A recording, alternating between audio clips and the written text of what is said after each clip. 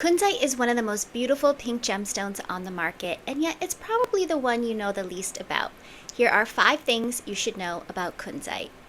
Even though so many people know so little about kunzite, it's actually the most well-known variety of the gem species spodumene. Spodumene is a quite complex mineral, and not all of its varieties are gem quality. In fact, it gets its name from the Greek word spodios, which actually means ashen. This is because the most common variety of spodumene is very gray and kind of ashy and cloudy looking.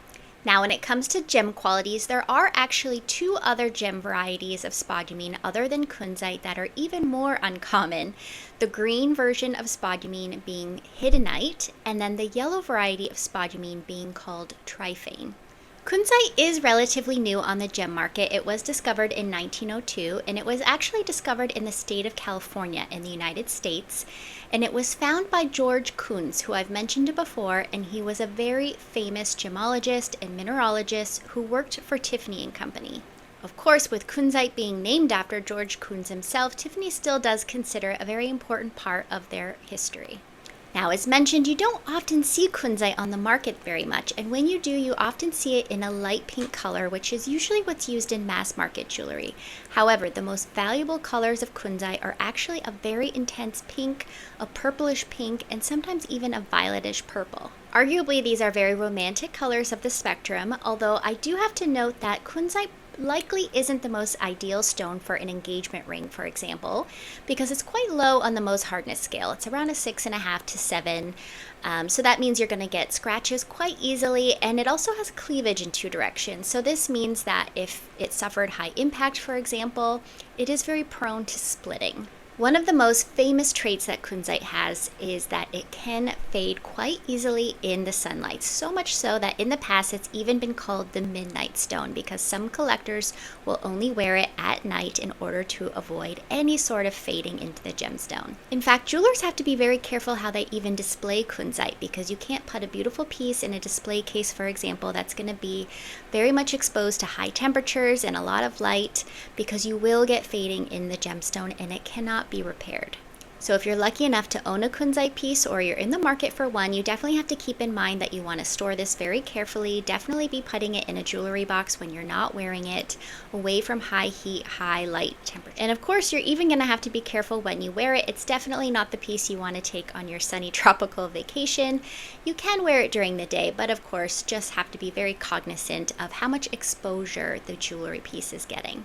As mentioned, the pieces that you see in mass market jewelry stores are often going to have that kind of lighter tones of the pink kunzite. However, most kunzite that you do see in those mass market jewelry pieces likely have been color treated. So very similar to blue topaz, kunzite can be both irradiated and heat treated in order to get more saturated pink colors. Keep in mind that even gems that have been color treated either with irradiation or heat treatment or both can also fade with their colors in the bright light and bright heat. So just because it's been color treated doesn't mean it's not going to be vulnerable to those conditions. Of course, if treatment is something that's important to you, you're going to want to make sure that you inquire about this if you are in the market for kunzite with your jeweler or whoever you are purchasing this stone from. If you are purchasing a kunzite without seeing it in person, you're also going to want to keep in mind that very similarly to colored diamonds, they tend to be cut very deep again in order to kind of increase the color saturation from the top and make it look like the pink or the purplish pink color is more deep and saturated.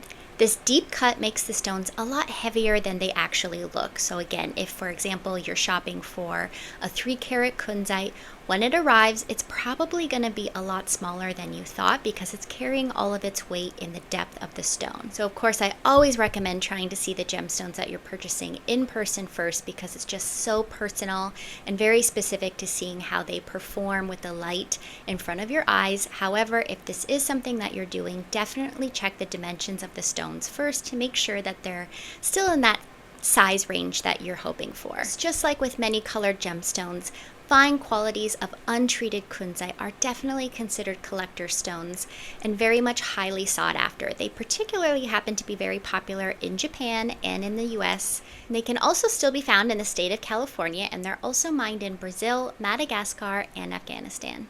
Thank you so much for watching. If you have any questions about Kunzite, please feel free to leave them in the comments below. And be sure to check out our main page and our Instagram at Winston Gems and Jewelry.